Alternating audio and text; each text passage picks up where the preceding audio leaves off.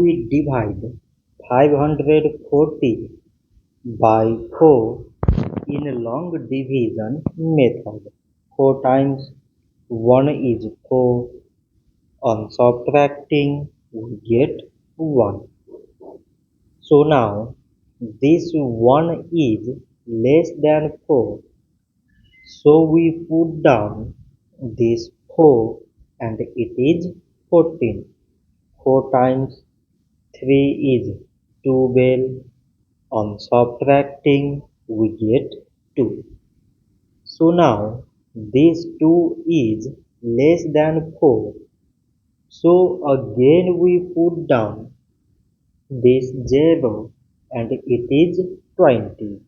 4 times 5 is 20. On subtracting, we get 0. So 540 divided by 4 is 135. So this much for today and thanks for watching.